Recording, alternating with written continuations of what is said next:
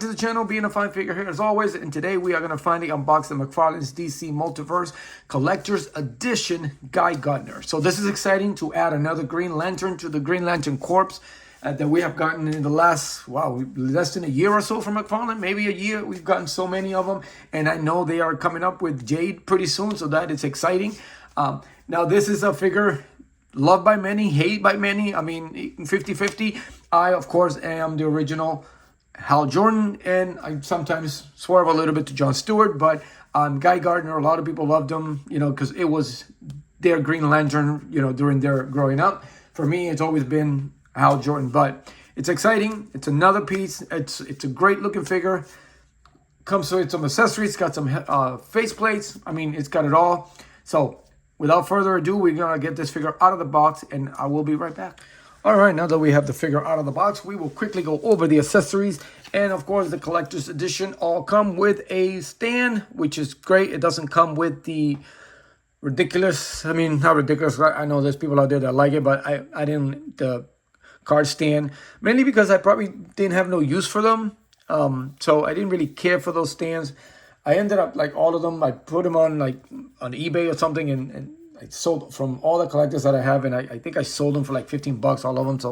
So obviously somebody did like them, so I mean, they were just not for me, but it does come with the stand with the DC logo embedded in silver there, and of course the collector's edition, they put a little bit more detail on the cards here. They look a lot better than the other plain ones. I also still have no use for them. I really don't collect them, but it is also the same image as the back, and it does have that alternate hairdo there, and then of course it gives a little bio on there for Guy Gardner there, if you want to read it, pause it. So yeah, it's a nice looking card. Again, I don't hate them. It's just not something I do. It's not something I collect, so I end up getting rid of them or selling them or whatever comes first. And of course, he comes with a lantern. We've seen this many times before. This one here has the inside colored there, a little bit different tone, but it did come with the scratch in the middle, which is a bummer. But it's not too bad. Again, it's we've seen this before, and on both sides, as you can see, it has a little scratch on both sides. So obviously, I guess when they were pushing it in or something, they ended up touching it, or I don't know. But I got plenty of them, so I can always alternate within all the other lanterns that I have. He does come with the extra set of hands, which is always good for the lanterns. He does come with two fists. Here's the other one for the left hand. Right hand, yeah, for the left hand, because he does have the right hand with the ring on it. And then, of course, he does have the open hand, and then he has a finger pointing hand. And, of course, this is the right hand, so the ring is on it, which is good. I mean, this is good that for all the alternate hands, he has the ring on it. I know there's ones that don't have, like, only had the ring on one. I think that Green Lantern Batman only had the ring on one, but not on all the other alternate hands. And then he's got two trigger finger hands. Also, again, with the little ring painted on there. I wish they would have detailed it a little bit to go around a little bit better. It looks like it's just a stain there. All of them. This one looks a lot better. This one goes around the finger a little bit, so it makes it look good. And then the one in the fist, you really can't do much with this. But seeing as though this one's open, it would have been nice if they would have at least try a little bit to put a little paint around it, make it look like a ring and not a clip. And then, of course, he's got the alternate heads. He's got there his signature haircut. This is probably the one I'm going to be displaying him with. It looks pretty cool there. It's just a little snap on top there. And then he's got alternate faces. He's got the screaming face, the yelling face there. Nice detail on it. And then he's got the little smirk face. And then he's got the serious face on the figure itself. So now on to the figure itself. Now this is a lot different than the other figure. This one, he's a little bit more bulky. He's a little more heavy set per se, which is actually pretty good. The great thing about this figure that I like right off the bat is his jacket, because he doesn't have those horrendous little spacers there to cover up the hole, which is great. It's just they plug right in there, which is good, so we don't see that. Which, I mean, I get it. It works to cover up some of the gap on it, but sometimes they just don't stay in place, or there's some of the pain in the ass and they just sink right in, and you can see that joint and that hole sticking out there, and it's a pain in the ass. So I find myself trying to pull some in different ways and try to pull it out and not moving them. So because it's kind of a nice sort to have that there. Some figures are manageable, others are just terrible, and those I try not to display too much. But anyway, back to the figure. It's got that nut. There's a face plate. I don't know if it doesn't match too well with the skin tone. I think it's just a little bit more like, I don't know, rosy, I guess. And then the face plates, obviously, they have like it has like a gray hue over them. Like it's, on it. And then, of course, I mean, you got the back of the head and the ears. The skin tone, it doesn't match up at all. Like it's, obviously I get it because it's probably the thinness of the plate itself. I mean, I do like the face plates. I'm sure they saved a lot of money from the alternate heads, but you can tell they're really cheaply plasticky made. So I mean, just by the ear tone and then the thing, you can tell. I mean, it's off. It's off by a lot, and it does stand out. I mean, even far away, close. I mean, it stands out. But other than that, the figure looks great. You can't say much of it. They nailed the suit. Great. I thought it was another scuff. It's got the Green Lantern emblem. The details of the paint going around on the trim there. They did a really good job. They pretty much stay in line. They could have maybe put a little bit white under there, but you can't see that anyway. And then he's got the utility, like his belt. I wish they would have put a little bit on the buckles, but I guess it's meant to be white, I guess. Well, it's actually not supposed to have belt loops, I think. It's just supposed to be like in one of those metal, whatever. I don't know. What do I know? But the figure looks great. He's got some weight on it. And then, of course, he's got the ring finger there. Let's see how well they painted that in. Maybe a little bit on the corner, but other than that, it looks pretty good. And then the articulation, it doesn't hinder. It's actually pretty good. I mean, it's a standard. You can go around. And then the hands, you got that ball joint. At least with the paint, it's not noticeable. It doesn't really stand out. The feet one is much better. I prefer this one as opposed to some of the other ones that they've been using. And then there's some detail on the boots there. You can see like it sort of like a belt loop over the belt, but because it's green, it kind of gets lost in the old color. Same thing with the gloves. They got some details and stuff on the glove, but it kind of gets lost because they're all white.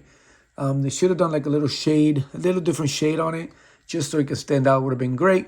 But it's a nice looking figure. Obviously, I'm not going to be displaying him with this haircut because I know him more for this particular one.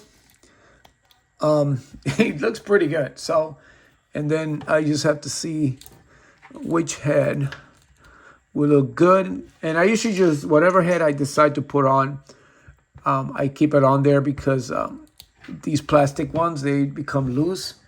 And look at that. It looks like a whiny little kid.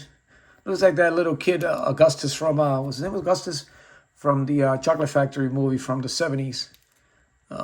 Yeah, it looks pretty, yeah, that's wild, I tell you. It looks pretty good. Yeah, I try not to swap these head faces too much because with time, they just become very loose. I mean, it's a great, cheap alternative to the heads, I guess. I'm glad we finally got them. I mean, some of these animes and stuff have been doing it for so long. Oh, yeah, and it does have the mark so you can actually put it the correct way. And it kind of holds the face in place, so it's actually pretty good. But again, the skin tone on the face plates and the ears and the back of the head, it's just way off. But other than that, everything else they nailed everything. It just looks great. The whole suit thing, it looks great. I mean, they went with white. I guess the gray would have been a little bit better, but hey, it fits right in with the rest of the corpse. I'll probably be displaying them with this one, the smirk, like I don't give a fuck face. And then, yeah, this hand has to go. These open hands are good for flying figures. I'll just put another fist on him. Let's just put another fist on him. And then let's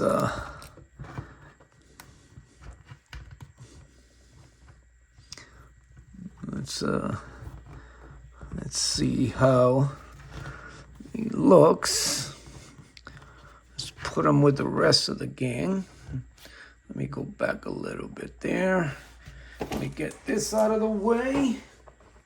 And I mean, get down. I did get the rest of the lanterns out, but I took their weapons and things out because I'm actually cleaning the shelves and I'm looking for different poses and stuff. But here's Kilowog from that 2-pack, and then we got Green Man, which the body that I used was the old John Stewart from the Endless Winter.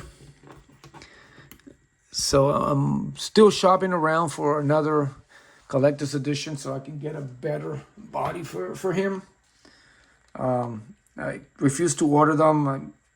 I've been able to find some in the wild, so I know I'll probably head out to a Books A Million, which I've been having some good luck there at the one in Brandon.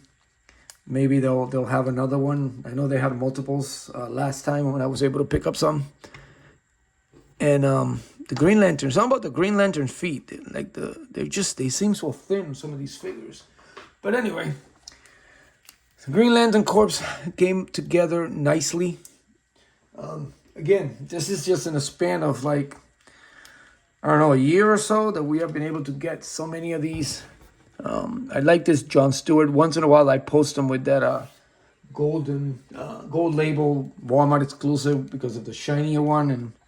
But this one kind of fits a little bit in there. And then I also got that digital, whatever, John Stewart that we got recently. Let me move this over a little bit there. And move those cards to the side. And then there's just so many Green Lanterns in such a short period of time, which is great. And then now, obviously, with Mcfarlane losing the license, I know Jade is on the way, which is great. And I'm hoping that we can roll out a couple more figures. And here's the man, Kyle. And there you have it. And that completes so far my oh, wait. I can't forget my boy. He's the one that I have him pose in a different area. There it is. So this is pretty much all the Green Lanterns we have gotten in such a short period of time. And I mean, all of them are pretty good.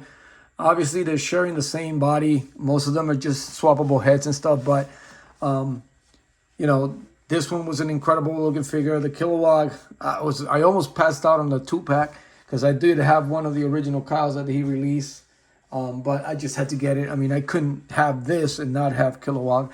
And then, of course, all the other ones. And then the only one I really have to fix up is that one. And I do have a Sinestro, so if I do find, actually now I find 2 more, I'll definitely swap up those, put them up, and I'll put the Sinestro before he turns into the Yellow Lantern, the evil guy. So, but this is incredible. This is great. This is has been a great addition for Mcfarlane. I mean, he's nailed it, and it's too bad, man, because I mean, I only did Mattel. I did Mattel, so you know, I'm not a Mattel hater. I didn't collect their DC, but I did do their wrestling figures, and they did pretty good with those. They were very decent. Some of them were really great. So, who knows? Again, I'm not gonna cast any stones. I'm not gonna throw any stones at him. I reserve my judgment until he can. We'll see what he has to offer. Give everybody the benefit of a doubt. That's all I can say. And I know a lot of people were hating. A lot of people were happy.